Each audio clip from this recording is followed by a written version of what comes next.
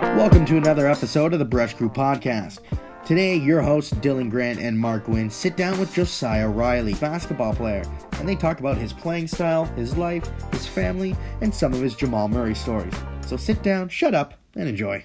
Welcome to the Bresh Crew Podcast. We're sitting down with the homie Josiah Riley. This guy is family. He's a hooper. He's a man's of Christ. He's an artist. What more can you ask for? How you doing, brother? I'm doing pretty good, man. I appreciate you guys having me on here. Of course. Of course. Yeah, I'm trying to kind of reconnect with everyone from the old days. Mm-hmm. We're trying to get everyone on here. It's been great so far. We've only had a couple so far just because of schedule conflicts, and then we had Larry on, Kyle on. And you're the third. Mm-hmm. And then we got Brandon Levzowski on Friday. Oh, man. I haven't seen Coach Brandon in so long. Me neither, man. So long, man. I'm just kind of see what everyone's been doing all this goddamn time. I know. It's been like 6 years since I left there. Yeah. Yeah. And so what have you been doing for the 6 years? So you were at AI. What was your last year there? My last year there was 2015. 2015? Yeah. And where'd you go from there? I went to NMJC, so New Mexico Junior College. Nice. Yeah. I stayed there for 2 years. What was your experience like there? I mean, me personally, I enjoyed it because it was kind of the same as Orangeville, honestly. Like, AI really prepared us for, like, college because it was kind of like the same schedule in regards to waking up early, working out, still staying in class. It just so happened that, like, we lived in the dorm, so we were on campus, you know? Yeah, yeah. And my first year, I didn't really play much, even though, like, I mean, I know I'm a freshman coming in. There's guys who have been there for at least a year because JUCO guys typically only stay 2 years, you know? So my coach was loyal to his second year guys, and he had like a core. So like the 5 guys who came back for a second year, they played a lot in their first year. So he was like, I'm playing behind 2 small guards. Like they were both like maybe 5'9" and 5'10". Shout out you to know, 5'9" kids. like you know, Yeah. and like I'm a bigger guard because he wanted me to play the 1, but he told me, he was like, in my first year, you know, you'd sit behind these 2 guys, and like they were good, you know what I'm saying? So I didn't feel any type of way. Right. But first year I didn't really play that much. Second year now, I'm like, okay, like I'm now in the same situation that those guys were last year. You know, I'm the guard. I played here and there. You know, there were times where he would put me in early in the game, but most of the time I sat on the bench, you know? And like, I've been here for an entire year. I have the experience. Like all the guards that he brought in are in first years, you know? So I was expecting to get that treatment from the coach in regards to like, now it's my turn to look for another school to go to, you know, I'm your main guard. Like I expect to have the ball in my hand. And he gave it to me, you know, he gave me an opportunity to run the team. I was one of the captains. And the way the season ended, it was a little sour, but like the year that I had in my second year was a lot better. Yeah. You know, I made lifelong friendships, honestly. Like there's 2, maybe 3 of my teammates who I talk to like on a daily basis. I feel like you've been good with that on teams that you've been on. I feel like you have built some lifelong friendships on every team you've been on. Oh yeah. So I have 2, technically I have like 2 like groups of friends. So obviously the AI guys, which is me, Jamal, Jelani, Zoe, and Kyle. So like we actually have a group. It's called the Mans. We all got like matching chains, and like I'm wearing one of Kyle's jerseys right now. Oh, like, tight! I wore it on purpose too, like the Miami Heat. That's fire. The Vice jerseys, yeah. It's full circle. And he autographed the bag. He like put my name on it. He wrote something too. Like it was really dope. He gave some to everybody, but he gave me 3 specifically. So I gave one to Keenan, and then I gave one to one of my homies, and I kept the third. Because like they don't make these jerseys anymore. Really? Yeah. And so like, yeah, they discontinued them because they made like the new Miami Vice ones, the one that like half and half, you know? Yeah. I think these ones are dope too. Me too. Yeah. Yeah, they got like the cotton candy one now or whatever.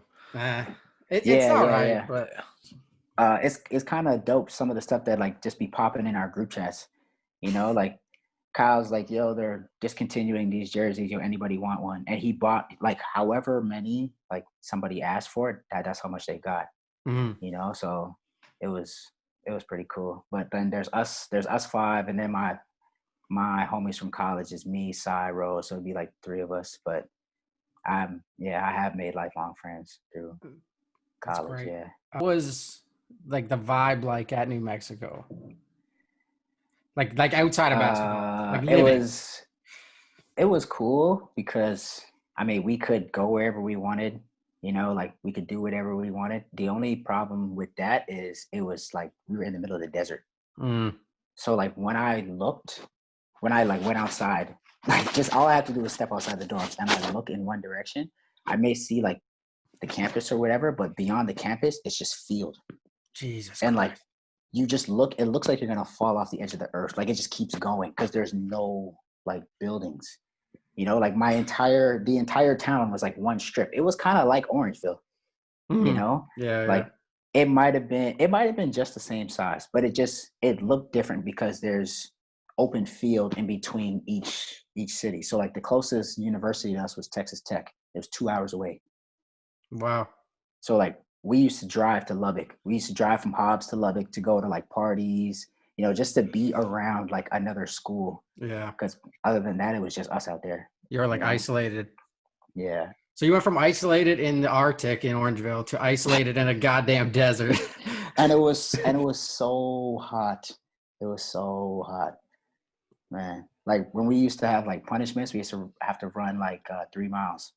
And so instead of like going outside and running it, you would have to run it on the treadmill because outside was too hot. All right, so Josiah, let's talk a little bit about your game specifically. Every kid growing up hooping has certain players that they idolize and they kind of model the game after, whatever. Who are some of those guys for you? For me, growing up, Kobe. Yes, sir. T-Mac. T-Mac might have been like my number one favorite player until Kevin Durant came along.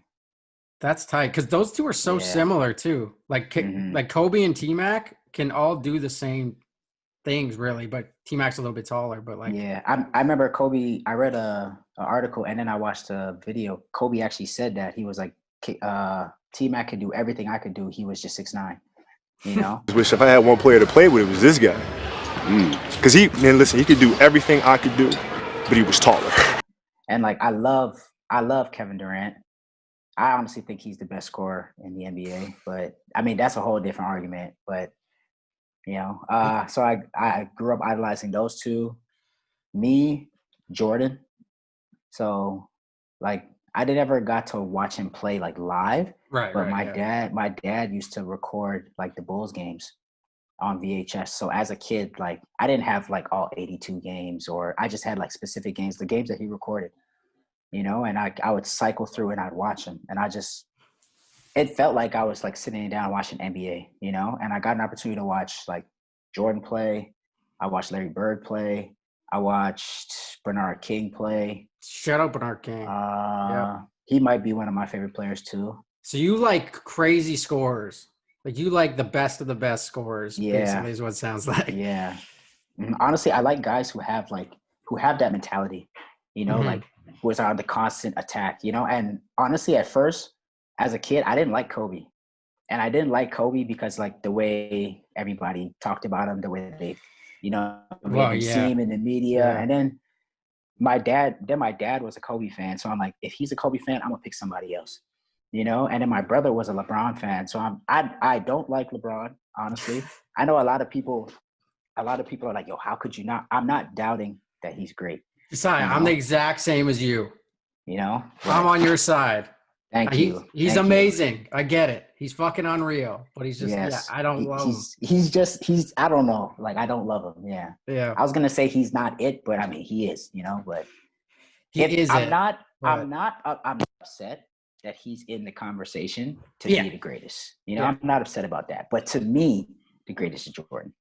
I think Kobe is, it might have been because he died, but I think Kobe is right there. I think LeBron is third. I think, okay, this is going to sound fucked, but like, I think Kobe dying obviously is the worst thing ever, but like it actually makes his legacy a little bit better. You know what I mean? Like, I know it's like the Yeah. worst strategy ever, but like, And it was like in the fashion of the way that he Yeah. passed, and like having his daughter there too. You just looked at him in a different light. yeah, like, and he went through all that shit in the 2000s, like with the Colorado stuff, and it just put such a negative damper on his legacy. And then Yeah. it's like it's almost like he ended as like an angel almost, right? Like, so his trajectory in terms of on and off the court was something I've never seen before, and his impact on the game was something I've never seen before. Yeah. I like the fact that when he retired, he did like other stuff, you know? Yes. You know how like some guys say like, oh, I'm playing basketball to get paid so I could never work another day in my life. Like he still had like interests, he still had like other passions that he pursued in that same way that he pursued basketball, like that same killer instinct, that same dog. That's why I like scorers, because those guys are constantly coming at you. Like you have to be aware. And it's honestly me, like in my game personally, being a defender, it's nice to know that like I could be a dog, and then I could also go and like stop somebody on defense who's supposed to be like that type of player. Guys who have that edge on both ends, just like, I don't know. I don't like losing, so I feel like guys who have that same mentality, we could go to war together and we could play. All right, so Josiah, here's my thing that I talk about with a lot of other hoopers too, right? Is a lot of people don't understand the difference between shooters and shot makers, right? Like some guys will just throw up whatever bullshit and shoot 20% on a game or whatever else, and not understand that there's a shooter's mentality and a lack of a conscience. I don't know, you want to expand on that a little bit about the difference between those two? Okay, so I feel like guys who are shooters are guys who shoot every time they get an opportunity to touch the ball. Because at the end of the day, you could be classified as a shooter but not be able to shoot. It's just every time you touch it, like the coach knows, the players know, like it's going up. It doesn't necessarily mean that you shoot it at a high clip, but it just means like your first instinct when you catch the ball is to shoot. But in regards to like shot makers is, I can get to my spot on the floor where I know like you won't be able to stop me, and I feel like that's what makes Jamal so good. Because I mean, he's done it to me where he's like, yo, I'm gonna get to this specific spot and I'm gonna shoot this specific shot. It doesn't matter where you are, I'm gonna make it. He's called you out like that? He's called, and so that's so disrespectful. Okay, so it was really bad. So I have a story. So we all went to Denver, and we're in like the Nuggets like practice facility. And so before we went to the gym, Jamal had like a backpack, and he said like he's never used it. So he had a backpack, and it's like the top part is the backpack and the bottom is a speaker. So before we left the house, he was like, yo, we'll play ones for the backpack. Whoever wins ones, we'll get it. So we got to the gym, and like we played 2-on-2, like we played 3-on-3, and then at the very end we always play Kingsport. So Kyle actually had 10. So we're going to 11. Kyle had 10. Do you have a dribble limit on this or no? Do you guys play with 3 dribbles? Okay. 3 dribbles, yeah. Right. Yeah. So Kyle had 10. I think I had 6. Zoe had 7, and I think Lonnie had 6 too. But Maul was I think Maul might have been at 7. And so he got the ball, and so like he counted us off like 8, 9, 10, 11. Like that's game. And so he was like, yo, so Zoe was up first. He was like, yo, Zoe, I'm gonna take 1 dribble to the left. So we're playing at the top. He's like, I'm gonna take 1 dribble to the left elbow. He's like, I'm gonna turn around jumper in your face. And so when he said that, we were like, yo, bro, he can't score on you. Don't let him score on you. So he checked it up. He took 1 dribble. He turned his back to Zoe. He like shook him, turned, money. And I was like, yo. I'm like, okay, you know what? Like, it's like, yo, Jelani, like you can get a stop, bro. You can get a stop. Jamal looked at him. He started to like giggle a little bit. He's like, bro, same thing. He did it, 1 dribble, turned his back, But instead of like shimmying and like turning over like his right shoulder, he shimmied and then like kind of did like a step back without the ball. So the ball bounced, but he stepped and then kind of stepped back away from Jelani and then like did the same thing. He made it. And then now it's like my turn. I'm like, if he scores on me, he might actually score on all four of us to win. So then he looked at me, he laughed, and then said, same thing. He's going to do the same thing. And I'm being so serious. I saw it coming. Like, he dribbled at me. I stepped to the right, and he just did like a turnaround jump shot in my face. And like my hand was like this, like in his face. He could not see the rim. And we both looked back, and the ball, it goes in. You know, and then so Kyle's last, and Kyle is like, he wants to get this stop. Kyle has 10. If all Kyle needs to do is get one stop and get one bucket, and he wins. You know? So Maul grabs the ball, and they're at the top, and never mind you, Kyle is 6'10", 6'11". And the shot You blocker. know, so he's a shot blocker. His wingspan's even bigger. His wingspan is like 7'3" or 7'4". It's huge. You know? So Jamal was like, I got something different for you. He's like, I'm going to take one dribble backwards. I'm going to take one dribble forward and pull up in your face for 3. And so, like, Kyle was like, yo, bet. He literally just turned around, one dribble, turned back, one dribble, shot up, like pulled up in his face. Kyle was right there and just money. And then, like, it was over. Like, he won. And I was just like, I honestly couldn't believe it. I was more excited standing there watching it than anything. Honestly. Hurt, yeah. Yeah, honestly, I knew I wasn't gonna win. I had 6, you know, like I wasn't gonna get it. So I stood there and I enjoyed that moment. But I mean, that's the difference between shot takers and shot makers. You know, and guys who just don't have a conscience they just come up the floor and I don't care what happens, I'm going to get a shot off no matter what, you know? I'm glad you brought up Jamal because, like, the first time we talked about Kyle, I said the same thing. Jamal is that type of player that knows how to be an asshole in a good way. He's the type of guy that's going to get in the dude's heads, and he's just a killer. But it's a guy you love to have on your team, just hate to play against, right? Because he's going to make those shots, and we've seen it these past few years. Yeah. Yeah. And I'm telling you, if you watch him play, so I would say all their games because sometimes I'm not home, but I watch a majority of their games. Mm-hmm. When he starts to get going, you'll know he'll go off when he starts to talk to himself. And like when he gets into that zone where he's not talking to like other players, but he's talking to himself, he's dangerous. I've seen him do some insane stuff. Like I tell stories to people and a lot of them don't believe me. You know, like I'm just like, yo, you don't understand, like in regards to playing basketball, like he's actually different. Oh yeah. You know? And so like I just tell some people, you know, I'm like, you know what? Just forget about it. Come play with us. And like I'll bring people, like some of my friends, to come play. By the end, I had one of my friends come up to me. He's like, bro, I'm sorry. Like, I understand what you mean. And he shook my hand because Jamal dummied the two of them. Like, you know, and this was actually at AI too. We went back up to Orangeville for some runs. Nice. 4-on-4. Yeah. Yeah, he's a different breed, man. Mm-hmm. He's a different breed. Yeah. And I think people finally realized it from the playoffs the past year. Especially that Utah series. Where this dude went off on everybody. Yo, that series was probably my favorite series of the whole. Oh, me too. It's up there. Oh, yeah. This year, yeah, absolutely. What? Mm-hmm. Did you talk to him during that? Like, what was going on? How did he tapped into another gear?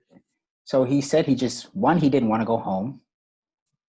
Like, and 2, like, he said he was like in this groove where like he felt like nobody can guard him, you know? He said this to me in the Clipper series. He was like, I'm at that point right now where it doesn't matter who's in front of me. Like, I feel like I can get my shot off. Do you think he's someone who thrives in that environment of basketball 24/7? Like no distraction? Yeah, honestly, he loves it. Yeah. He loves it. And you never see him smile more than when he's on the basketball court. You know, because like there's one thing to be like okay at basketball, you know, there's one thing to be good at basketball, but there's another thing to like, I wouldn't say control like the game, but like when when he plays one-on-one, like he's in full control. Yeah. You know, like he can do whatever he wants. And because he has like a variety of moves and such a repertoire where he can get off any shot, like I've seen him make some shots where you're just like and like it's when he makes it, the ball doesn't touch the rim. No. Like the ball goes whoosh, like swishes through, like it's crazy. There was another story. Hell yeah. So me and Zoe went to Denver, and this was like when the pandemic first happened and the season got shut down and they were just training. So we went up there, and so we went to like a gym where the Nuggets were practicing because they couldn't practice at the Pepsi. And it was me, Zoe, Maul, Mason Plumlee. Michael Porter Jr. was on like the other side. He was just shooting with his dad. But we played like ones. And I'm not gonna lie to you, I got dunked on by Mason Plumlee. But the plumber. He's so strong. So they gave him the ball at the elbow. He just caught it and he just ripped. He hit me too. He just ripped up top. He hit me, took one dribble, just two-hand and just flushed it. And then he looked at me and apologized. And I was just like, I was like, yo, I'm like, you know what? It's okay. But so then Mason Plumlee left early. So then it's just me, Maul, and Zoe. And we played ones. Jamal scored 27 straight points. Like, I'm talking like he scored on me, then he scored on Zoe, then he scored on me, then he scored on Zoe, then he scored on me, then he scored on Zoe. And he did not miss. So it's like, it's not even saying I shoot, I miss, because like, and I got the rebound. It's one shot and you're done. Mm-hmm. You know, he made 27 in a row. Like, we play to 7. He scored 7, and we're like, yo, run it back. He scored 7, yo, run it back. He scored 7, and after that, I sat down, and I was like, I don't think I could play anymore, because like, nobody else was gonna get in on offense. Like, he actually wasn't gonna miss. He didn't miss. We stopped. We actually just stopped playing. Dog, I don't care what league you're in, what level of play you're in. If you're playing King's Court or running ones or whatever, to make 27 shots in a row on a one-shot rule, like you got to be a different breed. Next level. With defense. Yeah. No matter who you're against, like no matter how much better you are than your opponent, you got more than one person taking turns guarding you, and you're gonna hit 27. You got to be. It's a different breed. Yeah. What do you say to What do you say to people like you play with at pickup bronze that like think they can beat like an NBA player one-on-one? Honestly, I don't entertain none of that talk because I just laugh. And a lot of people think like I'm rude for doing that, you know, but I laugh because I'm like, I don't think you understand like the level that not even just him, but any NBA player actually puts into that. Like, so Zoe's over in overseas now playing, you know, and like he's starting to understand that like, yo, this is a business. Mm-hmm. You know, like this is my livelihood. This is how I put food on the table. This is how I feed my family, you know? And when you look at it from that aspect too, it's so different, as in like somebody who just plays basketball, they wouldn't understand, you know, like this is actually what he does for a living, you know? And so on top of that, no, they wouldn't be able to beat him or any NBA player, I think. But I don't know. There are some guys who approach the game differently. Some guys only do it to get a check, but some guys are actually like they play because they love the game, you know. And any guy who plays to love the game, you're not gonna let no random person beat him one-on-one. Never. So let's get back to you. Once you left New Mexico, what was that, after year 2? Yeah. You went to York, correct? Came to York? Yeah, I did. Did you recruit your brother, or did your brother recruit you? Because I know he was on the coaching staff there. How did that work? I mean, it was a little bit of both. I didn't really look at any other school. Yeah. And I didn't look at any other school because it was like he was looking to get a job at York. It's not that York was recruited, or I guess, yeah, Nate Phillippe did reach out to him. I love Coach Nate, by the way. I honestly thought he was a really good coach. I didn't last long on their team because I did decide to step away. Mm-hmm. But I mean, I really enjoyed playing under him. but he ended up like getting an interview and whatever, and then like he got the job, and because he got the job, it was like I don't feel like I would go anywhere else, honestly, mainly because I didn't look. Yeah. But at the same time, it just made sense. You know, it was one bus from where I was living to his house. You know, Great. even though I lived on campus, like I could still be close to my family. You know, like I'd see him every day because he comes to practice. You know, so it worked out nicely.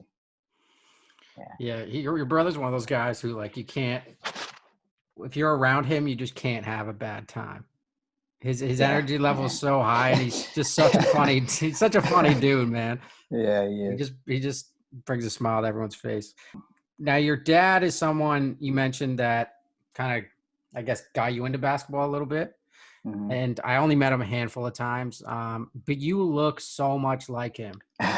Fucking crazy. I know. I get that every day, honestly. What was he like, and what are kind of the things he instilled in you as a person and a player? Oh man. He was like super calm and super chill, but he would like tear you up like with jokes every time he got the opportunity to, you know?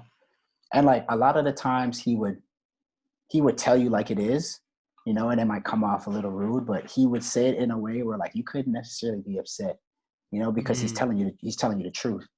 You know, like he was honest with everybody. My mom was honest with everybody too, but she was just a little more blunt, you know. But my dad, he was funny, always cracking jokes.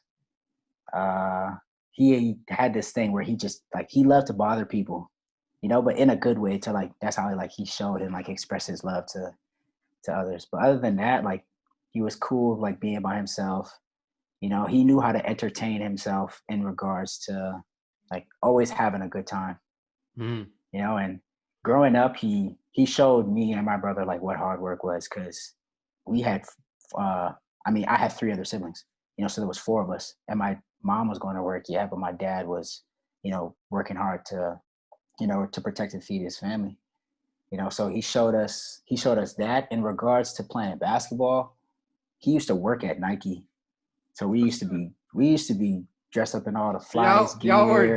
were coming to Like, school just yeah, we were ripping. coming to school, backpacks, shoes, track pants, everything, you know. And I mean, that was when I was really small though. And then my sisters came along, and he had to change because we had moved around a lot. But in regards to basketball, like it was something that he played, like I'd say since a kid, you know. And like my dad was nice; he had hops. You know, I have a tattoo for me and him. It says "like father, like son," and it's a man standing there with a basketball in his hand, holding a little kid's hand, and they're like walking up like a path or whatever. And I don't know, like the reason why I stopped playing basketball was mainly because of him too. You know, because I played basketball because he loved it. You know, it's something that we watched together, something that we played together. He was my coach at one point. Like he actually taught me, him and Keenan, honestly, like my brother, they taught me how to play the game. They taught me how to look at the game. They taught me about like different players. They taught me about, you know, how to read the game in regards to making the right plays. You know, because Keenan did a lot of that for me, because when he played, Keenan played the point guard. You know, I was more of like a 2 guard. like a 2 guard, because I could shoot, drive, and like I had hops to finish above the rim too. But he taught me how to play the game, to like how to see it from a different perspective too. You know, but like honestly, to me, my parents, not even just my dad, but my dad to me was everything. And when I lost him, you could tell like the passion was like it was dying out. I tried to go for as long as I could, man. Yeah. I really did. But honestly, I still love playing, but I had to take some time away in regards to like when I was playing, it was hurting. Like I didn't want to play because I didn't have my dad here, Right. you know? But then once I stepped away, it was like now I can get back to enjoying the game. And when I play, I have fun, you know, because I'm a competitor. I compete, you know, like I'm not gonna say I'm still really good, because I've gotten, you know, a little rusty, but I'm still fairly good at the game, you know, like everything's still there. So everything he taught me, I still have, you know, it's just I'm not using it in on the a way that day-to-day everybody basis. thought I would. Yeah. What are your goals now? Like you're into art now. You got Mhm. poetry. You got photography. Are you Yeah. kind of going down that path a little bit to see where that brings you, or do you have a set goal kind of you want to reach with that stuff? Yeah. I mean, I want to be considered like an artist, but not like in all aspects of the term. Right. I want to do music. So right now I'm writing music. I haven't gotten an opportunity to get in like a studio and record anything, but like I'm writing music, I'm writing poetry, I'm writing books. I have a podcast. I just haven't released anything. You have a yet. podcast? Yeah. What the hell, man? I didn't know this. I haven't released anything yet. So what I want to do, I want to build up like a portfolio of stuff in regards to like more than one aspect. So books, poetry, like the podcast, like the photography. So like when I release things, it'll be like one of every category. So I can put out more than one thing and have more than one, stream of income too. Absolutely, yeah. But so the photography, I'm kind of doing it as just for fun right now because I bought the camera, messed around with it a little bit. And now I see that I could use it in other aspects. I'm kind of on like a different wave with the camera now. I got a Polaroid camera for Christmas. So I'm like walking with the Polaroid camera everywhere. Mm-hmm. I'm just like taking pictures in the sense like it might be small, but the detailing is so nice that like you can look at it in the future, like down the road and be like, yo, like this is a nice picture. It doesn't have to be the best quality. It could just be of like what it's about. It speaks for itself. It's a moment. Yeah, you're capturing a moment. Yeah. I mean, like that for me, I did the Polaroid too, because that's how when I grew up, I saw Polaroid pictures of my parents. Mm-hmm. Like I saw Polaroid pictures of me. Like I kind of want to keep the same thing going. So just a sidebar, going back to your playing days a little bit, it's something I ask every player that I talk to. So if I'm not mistaken, you wore 21 at AI and at school afterwards. Is there a story behind wearing the number 21? Yep, there is. I actually got the number 21 tatted on me too. It's above the same like father like son tattoo that I got. So 21 was my dad's number. It was my brother's number, and then it became my number. Yeah. Passed down. Yeah, it was like one of those ones where it's just like in regards to playing, it was like our family number. When I was at my first high school before I came to AI, I wore 23, but that's because we didn't have like 21. When I came to AI, I got 21, and then when I went to college, I ended up taking 12 because it's just 21 backwards, But yeah, it's like the family number. We got a bunch of like different family stuff like that, like my parents put in place that like me and my siblings still use like now, like family like passwords, family numbers, like a family. Like we had this one thing. It's called like the bird call, where it's like I don't want to like do it over the mic. It's like you gotta do it. And so like a lot of people think this is cool, but like this is something that me and my brother, the neighborhood we grew up in, like everybody did it in regards to like see if someone was like down the street or like you would do it to call somebody. So it sounds like like you just make a noise with your mouth kind of, and like me and my siblings do it to each other. Like let's say if we're in church and it's like that's like the sign like yo someone's looking for you, or like yo it's time to go, or stuff like that. That's dope. Yeah. That kind of falls along the lines of like signature handshakes and things like that. It's a unifying. It's like a bonding thing between whether it be our family or community or whatever. So that's cool. Yeah, I got handshakes with all of my family members too. Yeah. Of course. So what? I have a poem of yours I wanted to read, but I don't want to fucking like slander it. So do you want to read it instead? Like how it's supposed to be read? It's called Deep Rest. It was actually like 2 poems and I put them together. That's what I was wondering. Okay. That's why it's like broken up, and then that's why it's a little longer too. Okay. But yeah, I like Insanity. Insanity might be my favorite one. All right. How about you read Insanity? Yeah, run that. Yeah. Run it. Okay. I'll read both. Okay. Why does this keep happening? Albert Einstein. Insanity is doing the same thing over and over and expecting a different result. Is it insane to be myself? Is it insane to feel comfortable, to let down my guard, tear down walls and be open, to be good, to be nice, try to be gentle, but still have my kindness taken for weakness, thinking the intentions behind my actions are something other than what I say they are? Starting to feel uncomfortable with the person I've worked so hard to become, because no matter the change, the result is the same. Ending up alone, isolated, hurt, confused, pointing the finger at one person, myself, because the common denominator is me. Trying not to be what she said I was, cold-hearted, but I find myself closing off my feelings to the things I know I can break. Her heart, her mind, her soul, her. Scared that the next will end up the same, so I don't see the point. Is that insane? Is it insane to suppress your desires for the benefit of others? Is it insane to want to be alone? Is it insane not to want what others want? Is it insane not to settle? Is it? Is it insane to want to give up, to give in, to just let life have its way? Or is it insane to try again? Mm. Yeah. Mm. All right, I dig that one. That's my favorite so far. That's dope. That's dope. Yeah, man. Honestly, I really enjoy doing these because it helps me like understand myself and like the things that I'm going through.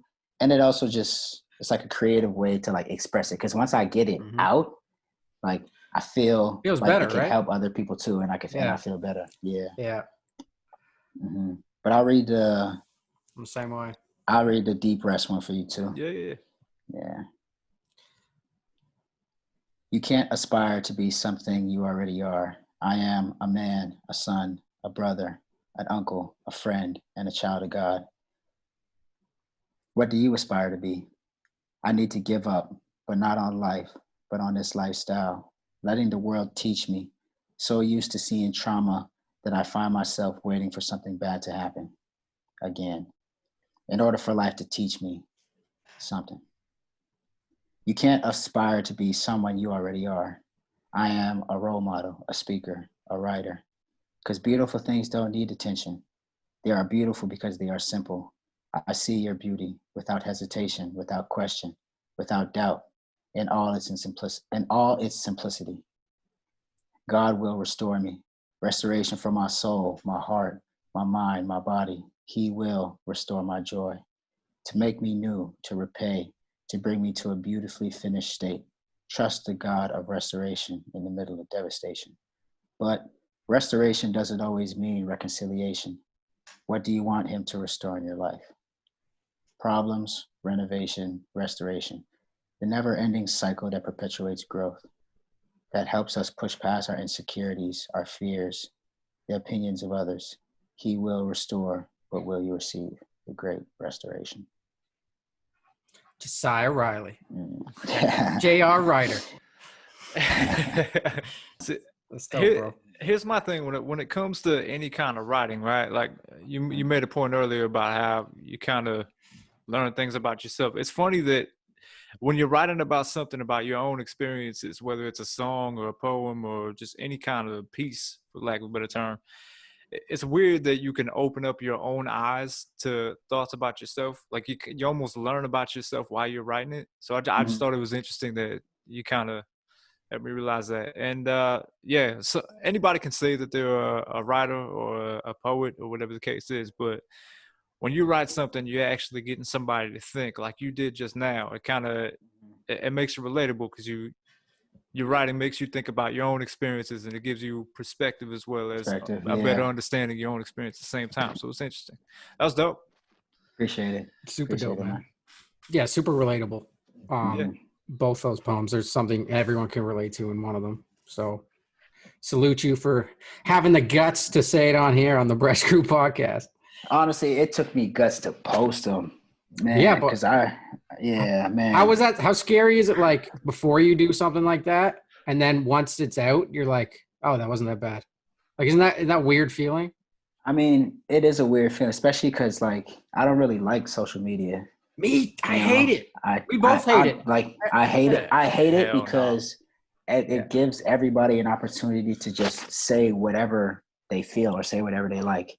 You know, and a lot of people hide behind the screen and can feel like they can say whatever they want, you know? Yep. Yeah. And when people post things, I feel like the first thing people always go to is critiquing, Right. and I don't like the fact that somebody can express themselves on a platform that's supposed to be for sharing and they get critiqued for it. So when I first wrote it and I wanted to post it, I didn't necessarily care like what other people would like think of me, because again, like I'm posting things that I feel like are relatable to others. I feel like at least somebody would like it, Yeah. but like the way social media is, it's like if it's not received a certain way, then people bash you. Of course. You Yeah. know, There's a and million critics for every producer out there. yeah, Like that's a bar, but yeah, but yeah, there's a lot, man. Yeah. No one wants to make stuff, but everyone wants to critique it. Mm-hmm. And I Like agree with like you. there's some type of expert on whatever Right, Yeah. you're yeah. talking about. Yeah. And that's anything. That could be any. You're Mhm. posting about anything. Could be the way you play. Could be Jamal playing basketball. Could be something you write, a song that you release. Like it's all going to Yeah. be critiqued. And sometimes the problem with social media or writing or posting, it might not be reciprocated the way you intended it to be, Mhm. because you can't read it maybe how you intended it to be read. You know what I mean? So that's why I wanted you to read it Yeah. instead of me, because maybe I would Mhm. have read it differently. You know what I You mean? can't control how they read it. No, you Yeah. can't. Yeah. hmm That's why you try to make it relatable, because even if they read it differently than the way you would say it, it's the message that they're trying to get from reading it. Mm, You know what I'm saying? So like what they read, I want them to think about what they're saying. I would say it does matter the way like it would come across if I read it than if you read it, sure. But if they get what I'm trying to say from the reading, I feel like that's the most beneficial part. Because like I've had, and I'm not even like trying to like quote myself or anything like that, but like there's times where I've had conversations and I'm like, bro, like we're having a conversation about something I wrote down. Like I'll send it to you, and like the things I post, I think about them like seriously before I actually put them out. right. So like everything, I want to make sure I explain myself and get my idea out there, so I'm not like left not saying anything that I want to say. So that way, like if I've said everything, it's like I mean, I'm not gonna say you should take it, but like if I've said everything, then everything that needs to be said about that one thing is right there in front. That's right. Yeah. Yep. So Here's my thing, man. It's one thing to write something and put it out, and because of, as you said, the way social media is, like, it's nothing wrong with being upfront, and like if something's not good or you don't like it or whatever, there's nothing wrong with saying you don't like it. But it's people to hide behind something and show the hostility at the same time without any of the responsibility. Like you don't have to answer for nothing. You just get to throw whatever bullshit out there and say whatever you want about somebody without there being any sort of backing. My thing is, when it comes to putting anything out, whether it's the podcast we do or any of our writing or our films or whatever we're doing, I don't give a fuck what you think about the messenger. You can feel however you want to feel about me. Just get the message. Just read it objectively and get the message. Because if you're already thinking about it with like preconceived notions and you're thinking about it like, I don't like this person, so I'm not even seeing what's here. Then it's gonna go over your head, and you're not even gonna, like, you might find something relatable even from somebody you don't like. You might still get something out of it. So that's true. Yeah. Yeah. Like as long as the intent is like good and like not to wish like ill on people, like me, our friend group, like the friend group Mark and I have with a couple other guys, like we're kind of like you're like what it sounds like your dad was in a sense. Like we're gonna tell you have something in your teeth if there's something in your teeth, and we're gonna make fun of you for it. But like that's how we show affection. So like that could be reciprocated differently among other groups, but we know how we mean it, and it's actually a positive thing rather than a negative thing. You know what I mean? Right. And you guys know what it means because you guys actually spend time together. These people over the internet, I ain't never seen them before in my life. Never. You know what I'm saying? And like these people have so many different like things to say about people they don't even know, people they've never seen before. Oh, hell yeah. And it's Exactly. I mean, I just don't like the fact that you can do that. If it was up to me, I wouldn't have a phone and I wouldn't have social media. We've You know? Man, I'm telling you, Wow. we've had this we've had conversation this again and conversation. again. You're Yeah. preaching the choir, man. Yeah. I wanted to go back to a flip phone. Like I can't find them anywhere. Like it's been a lot. And I wanted a BlackBerry. My friends are making fun of me. Oh, fuck. I miss Blackberries. Blackberries are tight. Yeah, no. I have an BBM? iPhone. I don't like the fact that people can FaceTime me. You know, I'm just like, why do you want to see what I'm doing? You can't just call me regularly. You got to FaceTime me because you want to be nosy. They want to look around your crib. What you got? That's a nice red. What kind of red's that? Yeah. I don't even know. No, I'm just playing. I like it too. That's why I sat here. What's one of your favorite memories from, I guess, the time when I knew you, like that AI time? Like, what's one of your better memories from that, or something you learned then, or anything from that time you want to talk about? Okay, so the only people who have probably heard this story is like my family, and then the people who know it were everybody who was there. So we were playing in North Carolina at I think it was around Christmas time, because it was like a holiday jamboree or a holiday classic type tournament. It was that same tournament where remember that dunk that Jamal had where he outletted it to Thon, caught it back and took off on the dude. Oh yeah. So when we were talking, we did a podcast with Larry Blunt recently, and I put that dunk on the episode because he referenced it also. Yeah. So it was that same tournament, but it was in the finals, like the championship. We faced Wesley and Christian. That team had Harry Giles, Quay Parker. There was a couple other guys, but honestly, I don't really remember. Those are the only two guys I remember. Mm-hmm. But we were losing, and so at that point, I was getting used for like mainly defense. You know, like it was I'm going in so we could press. Then when we fouled, take me out to put Maul in because he was in foul trouble. And so they called me up to the front, and so I went up, but like they had inbounded the ball already, so I went and sat beside Jonas. So because I had to come back from the table, and Jonas looked at me. He's like, "Yo, go get me a steal." I said, "Okay." I went to the table. I went in the game. Literally, bro. Like from the bench, I had already been paying attention to what's going on. So I see that all Wesleyan is doing, they're expecting us to foul them. So when they pass the ball in, they pass the ball to Harry Giles. Harry Giles is not a good free throw shooter. But we were fouling him anyway. And yes, that's a tactic to like, yeah, you give it to him, you foul him, he misses, but we still have to come down. We still have to come down and still get a bucket. I'm trying to go for a steal. So they put me in the game.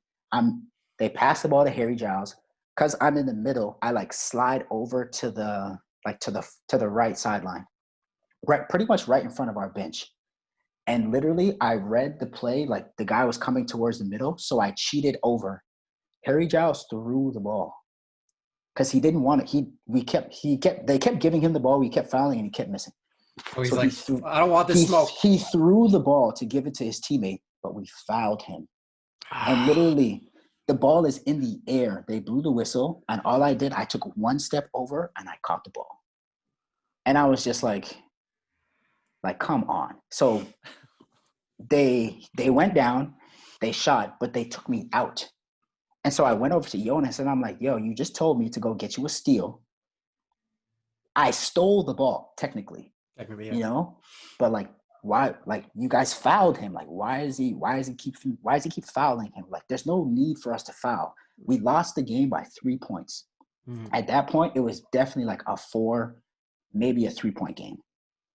And so I told Jonas, I'm like, yo, if you let him inbound the ball and like we don't foul him, I guarantee you I can get you a steal. And Jonas looked at me. He's like, yo, tell Larry. And at that point, I was like, this is not it. Like, I'm not doing this. I'm not going up to LB. Or I call him LB now, but I'm not going up to coach and telling them like, yo, your play's not working. Try this one instead. You know what I'm saying? But I manned up and I went to him. I'm like, yo, coach, like, I can get you a steal. When we inbound the ball, like, don't foul him right away because he's looking to get rid of it. And I like explained it to him, and he like turned to the ref so quick. Yo, timeout. He called a timeout, and he brought everybody in. He gave me like Coach Riley. He gave me the clipboard, and he was like, yo, like explain it. And like I explained it on the board. I told everybody where everybody was supposed to be. And I was like, yo, I said this clear as day. I'm like, I'm going to get a steal and I'm going to score. So literally, I went in the game. They passed the ball to Harry Giles. Same thing. And I was like, I told him, I was like, yo, go over and trap him, but then fall back and like, don't foul him. He did the exact same thing. He passed the ball to the middle, but he passed it and he was like, oh, because like they didn't foul him, you know, and the ball had already came out of his hands. It bounced once. I took a step in, I caught the ball, took one dribble, and I did a floater and I scored. And then like they called a timeout. And then like it just blew my mind that like worked. One, I had an idea and it worked. But two, like the coach actually like trusted me, called a timeout, had me explain it to everybody, and it actually came through and it worked, you know? That was probably like the defining moment for me. It showed me that like, you know, even though I don't play as much, one, I know what I'm talking about. And two, like Coach Larry actually trusted me to like listen to a play call that I said, you know? It just showed like the faith that they had in me as a player. Yeah. Does that incline you to ever try coaching? Oh, I was a coach. Oh, you were a coach? Yeah. So after I left York, honestly, and I did this just because I always wanted to do it.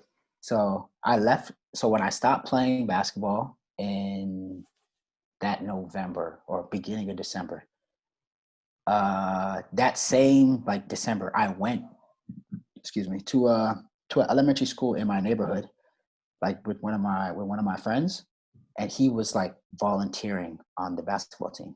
And so I went and I volunteered with them. I ran their practices. I was there at their games. I coached them. Then I got an opportunity to coach with like one of the kids I was coaching. He was on a rep team and he was like, yo, my rep team has like no coaches.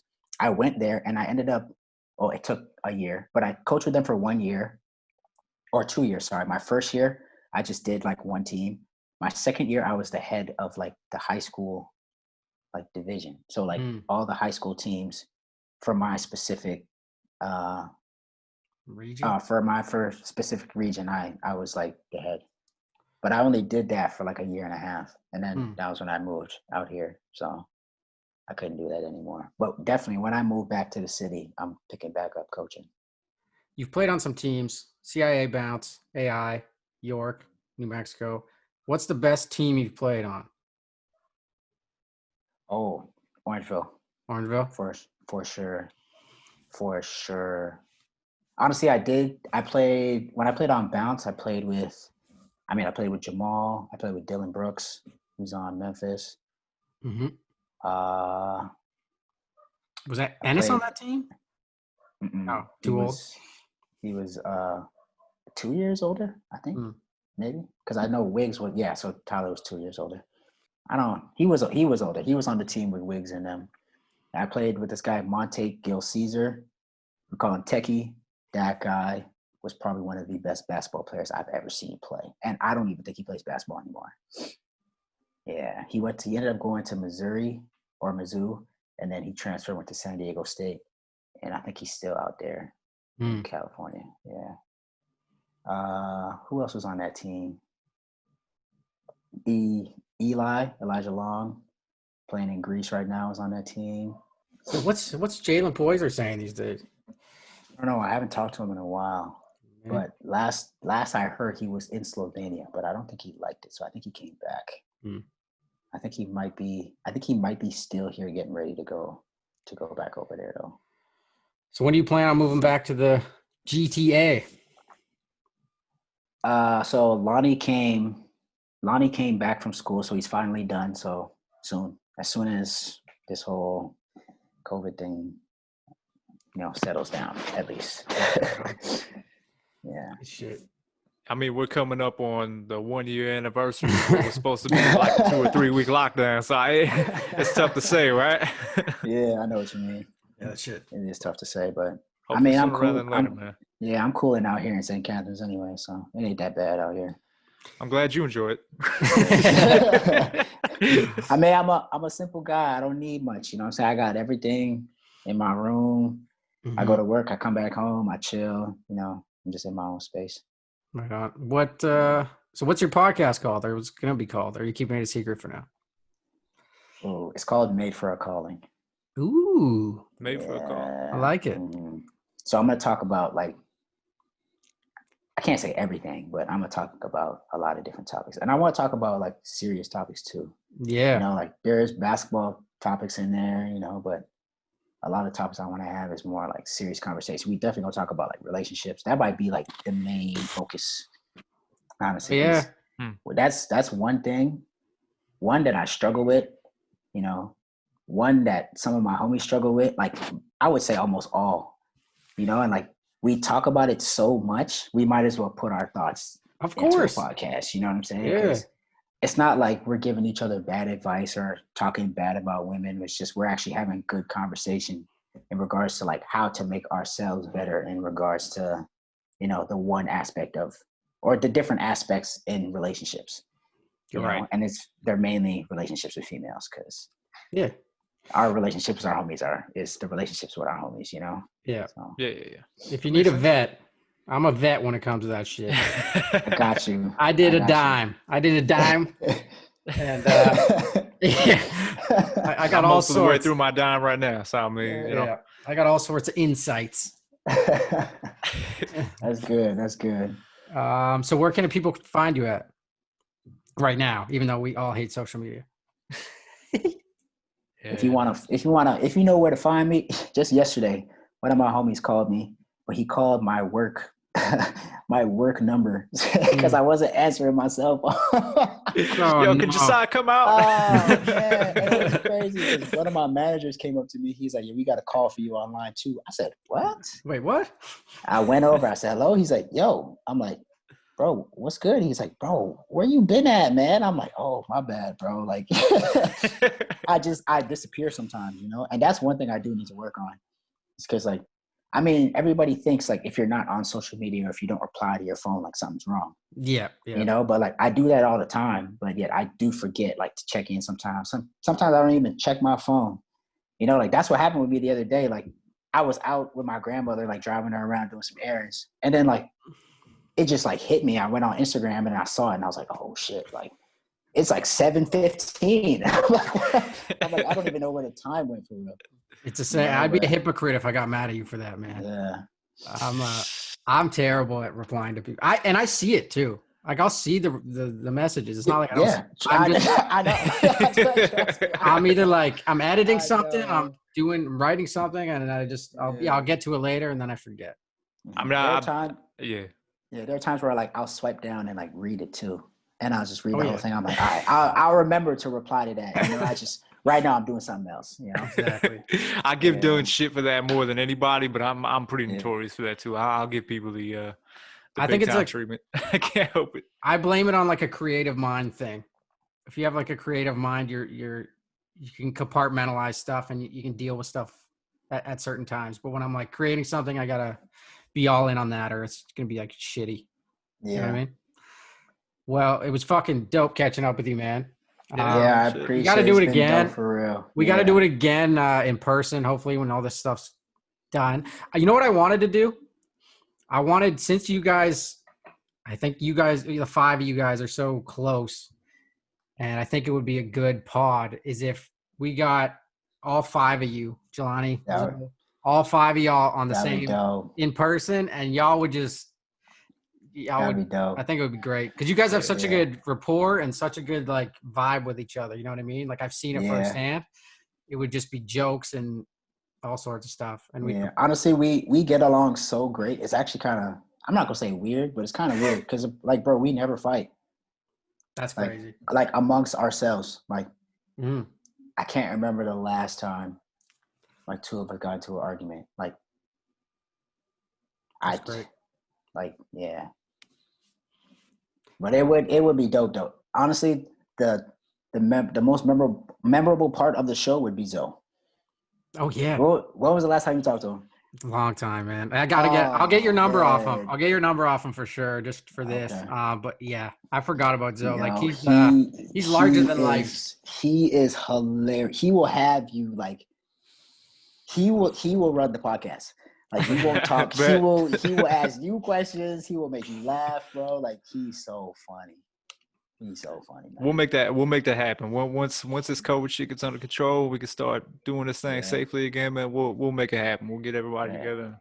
That's dope. So dope. I'll let them know too, because I know sure. because you guys already did one with Kyle, so he can vouch for me too. Yeah. You know, so because when it's just like me saying something, everybody like, oh yeah, okay, but then more than one person saying something, they're like, okay, like you know, Yeah. And plus they know you too, so it's not like it's a stranger. No. Right. You know? Yeah, I think it would be great. It would be great. We'll have multiple cameras set up and stuff. It'd be dope. Can't wait. Get some nice chairs, you know, and you can take some pictures after. Yeah. Yeah. I like it. We could do a collab. Yeah. All right. We know time is precious, so we'll let you go for now. But keep in touch. I'll get your number for real, and then I'll get Sport Check's number too in case I got to call them. I'll send you both right now. I'll send you both. Okay, I got you. I appreciate you, man. It was really cool chopping it up, talking hoop, and just talking life with you. It was really cool, and pleasure to meet you, of course, from my end. Pleasure to meet you too, man. I appreciate you guys having me on here. No doubt.